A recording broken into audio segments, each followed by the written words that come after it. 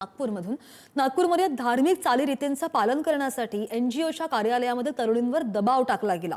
NGO चालक रियाज काझीला पोलिसांनी या संदर्भात अटक केली आहे। रियाज काझी फिकर फाउंडेशन आणि पढे हम पढाए हम या नावाने स्वयंसेवी संस्था चालवतो आणि या प्रकरणातील आरोपी एनजीओ चालकाने 2 वर्षांपूर्वी एका तरुणीचा विनयभंग सुद्धा केला होता।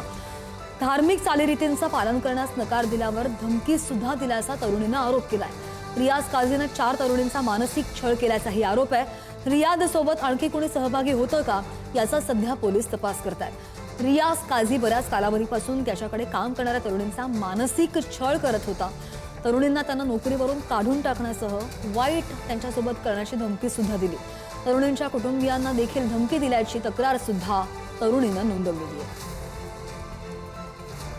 कल अपने पास सब लड़कियां आई थी, उन्होंने जो बयान दिया है उनका बयान महिला अधिकारी ने रिकॉर्ड करके उसी हिसाब से एफआईआर रजिस्टर्ड किया गया। एफआईआर करके तुरंत आरोपी को अरेस्ट किया गया।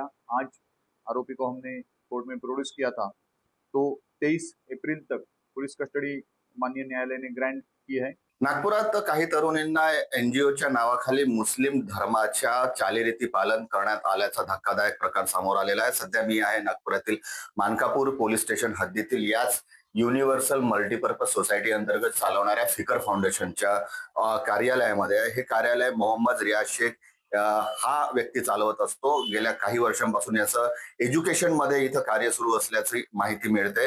मात्र त्याच्याकडे ज्या काम करणाऱ्या ज्या तरुणी होत्या 20 ते किंवा 22 ते 26 वर्षाच्या या तरुणी आहेत, त्यापैकी काही तरुणींना त्याने मुस्लिम धर्माच्या ज्या चालीरीती आहेत, ज्यामध्ये नमाज पठण असेल किंवा इतर काही जे असेल त्या चालीरीती पाळण्यासाठी दबाव आणल्याच्या तक्रारी या तरुणींनी पोलीस स्टेशनमध्ये दिल्या आणि त्यानंतर या आरोपीला आता अटक करण्यात आलेली आहे। सध्या हे जे कार्यालय आहे इथे मी आलेलो आहे आणि इथे या कार्यालयाला सध्या टाळं लागलेलं आहे। गेल्या काही वर्षांपासून हे कार्यालय इथे सुरू असल्याची माहिती मिळते। पोलिसांनी आरोपीला अटक केलेली आहे। तरुणींनी दिलेल्या तक्रारीवरून त्याच्या विरोधात गुन्हाही दाखल झालेला आहे आणि न्यायालयात हजर केल्यानंतर न्यायालयाने त्याला 23 तारखेपर्यंत पोलीस कोठडीही सुनावलेली आहे। आता या तक्रारीनंतर नेमक्या आणखी काही मुली समोर येतात का किंवा नेमका हा जो प्रकार आहे तो नेमका काय प्रकार आहे, कारण नाशिकमध्ये ज्या मल्टीनॅशनल कंपनीमध्ये जो प्रकार समोर आलेला होता तसाच काहीसा हा प्रकार असल्याचं सध्या वर्तवण्यात येते। मात्र पोलीस तपासातून आणखी काय काय पुढे येतं ते पाहणं महत्वाचं ठरणार आहे। जितेंद्र शिंगाडे, पुढारी न्यूज, नागपूर।